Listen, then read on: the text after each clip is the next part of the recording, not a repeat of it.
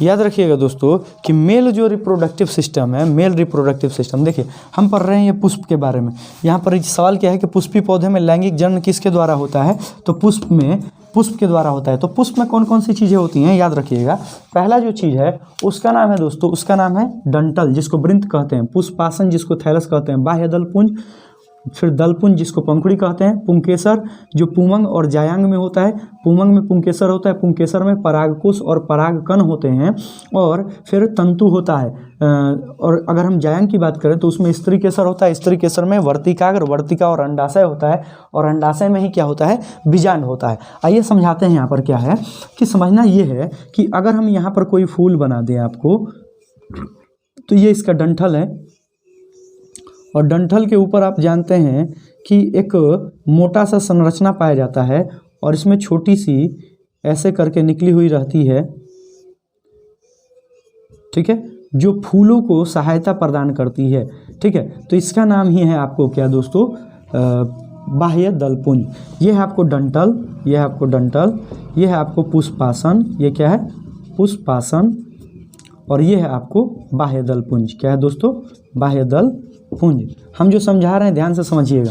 फिर इसके ऊपर क्या होता है, इसके ऊपर ऐसे थैलस के समान संरचना पाई जाती है। फिर इसके ऊपर क्या होता है दोस्तों कि ऐसे यहाँ से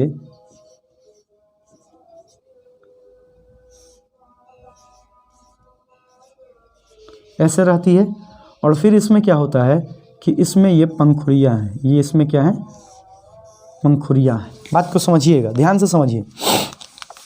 ये जो है इसको बाह्य दलपुंज कहते हैं, इसको दलपुंज कहते हैं। क्या कहते हैं, दलपुंज, मतलब फूल की पंखुड़ी, फूल की पंखुड़ी।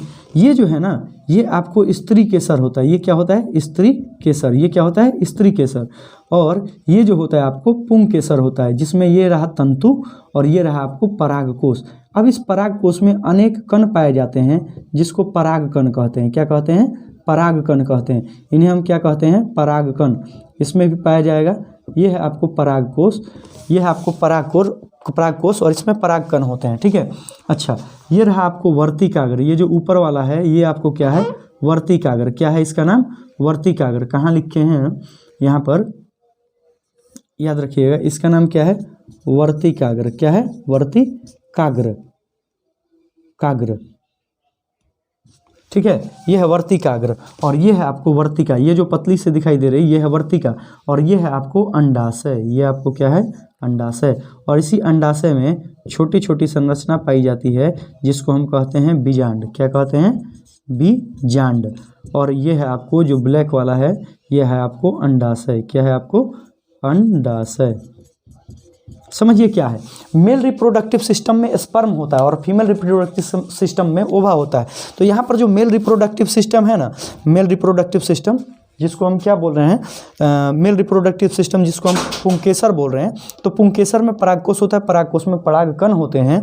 याद रखिएगा, ये मेल रिप्रोडक्टिव सिस्टम है। और स्त्री केसर में क्या होता है, जायांग, और स्त्री केसर में जायांग में स्त्री केसर में वर्तिकाग्र, और फिर वर्तिका, और फिर अंडाशय। तो याद रखिएगा कि वहाँ पर अंडाशय होता है, और अंडाशय में हम लोग फीमेल में ओवम के जगह पर ओवम होता है, और यहाँ पर ओवम के जगह पर बीजांड है। अब समझते हैं क्या है कि ये जो परागकण है ना, ये परागकण यहाँ से उड़कर इसमें आ जाते हैं। जब ये परागकण यहाँ से यहाँ आ जाए, जब ये परागकण यहाँ से यहाँ आ जाए, तो यही प्रक्रिया कहलाती है परागन। क्या कहलाती है, परागन। यानी कि हम कहेंगे कि परागकणों का, इसमें है परागकण और हम बोल रहे हैं परागन। परागन एक प्रक्रिया है।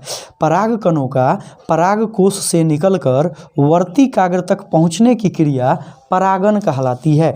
परागकणों का परागकोश से निकलकर वर्तिकाग्र तक पहुंचने की क्रिया क्या कहलाती है, परागन कहलाती है।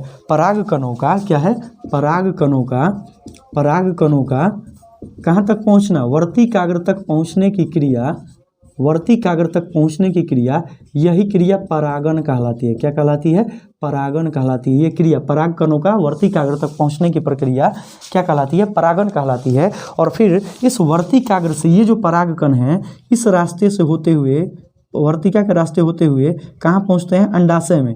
और अंडाशय में जब ये पहुँचते हैं तो अंडाशय में जो बीजांड है उस बीजांड से अभिक्रिया करके किसका निर्माण करते हैं, फल का निर्माण करते हैं। और फल के निर्माण के साथ साथ यहाँ पर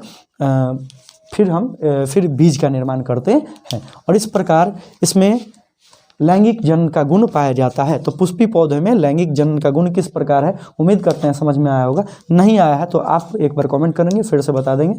बाय बाय, टेक केयर।